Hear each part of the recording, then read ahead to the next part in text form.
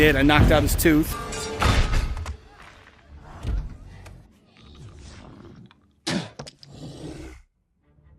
I'm sorry. Ooh, let go. Oh, he's on me.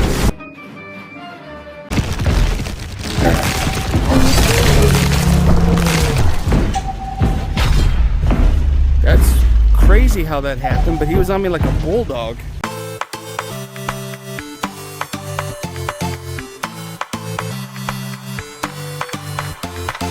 What's up, everybody? PR and VR. We're checking out the new Kaiju Battle Simulator update. We got the mind control probes.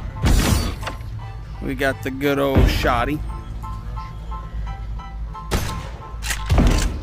Yeah. We're gonna put that baby away. Saw blade. But let's go ahead and start out with a favorite, the shotgun. Damage-wise, the shotgun is pretty solid. It holds about 8 rechargeable rounds, and you can take down a snapjaw within the 8 rounds. So something interesting that the shotgun has going on with it is it'll sometimes pump itself when you're firing it one-handed. There's enough momentum behind it and physics that it will actually chamber in the next shot. Sometimes it'll rest back, and if you swing the gun forward, tilt it forward, it'll bring it forward into the pump position, and it'll fire the next round. Obviously, the most tried and true way would be actually to hold the handle and manually pump it with each shot. So if you're the kind of person who wants to rock 2 of these puppies, it's possible to fire it and then just using the momentum of like swinging your arms to get the gun to fire back and forth. Just gonna have to keep in mind when you have to recharge the gun. Speaking of which, let's talk about that. So if you look carefully, you see 8 little buttons popped up. Each one represents your 8 shots. Unlike the other guns, the shotgun has to be manually reloaded. You reload it by pushing these buttons back down. And by the way, guys, you don't have to go through all 8 shots in order to manually reload the shotgun. Each button pops up individually. So let's say you finish off one Kaiju and you want to reload your shotgun.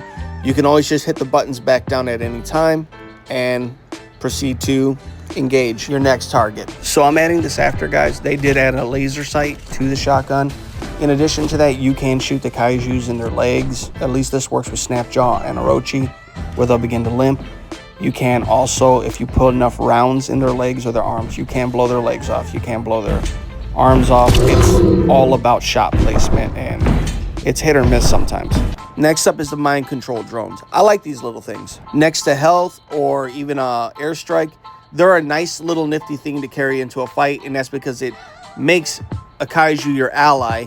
But not only that, inevitably they have a countdown that will eventually cause them to blow up. The drone will start out as blue, then it'll eventually go to red, and then it'll explode.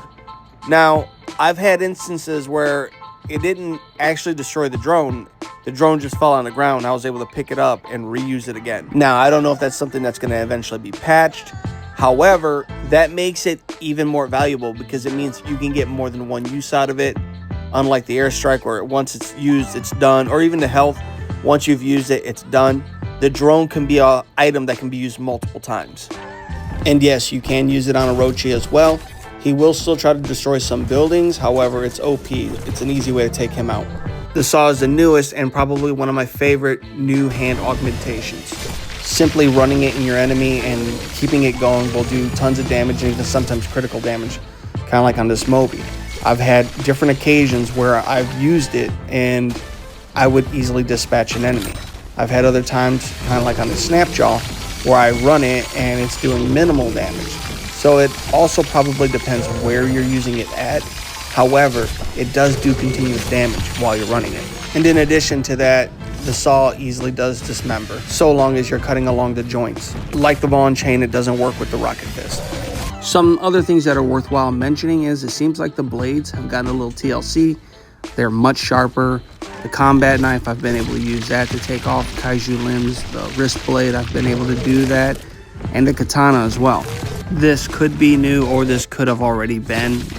Maybe something I didn't pay attention to initially, but it also seems like when you take off Kaiju limbs, they kind of tend to bleed out, so you'll slowly see their health kind of drain out, which is cool. I mean, that would be accurate, right? Blood loss and all. Another quick, worthwhile pro tip with the katana is you don't want to start swinging it wildly and fast. Remember, you're in a giant mech and you're swinging a giant sword. So slower, more fluid movements tend to be more effective, especially for taking off limbs. And of course, we have our little buddy here, the little Moby. There isn't entirely a lot to say about it. He's just fun to slap around. That's gonna about wrap it up, guys. Don't forget to like, share, subscribe. Peace out.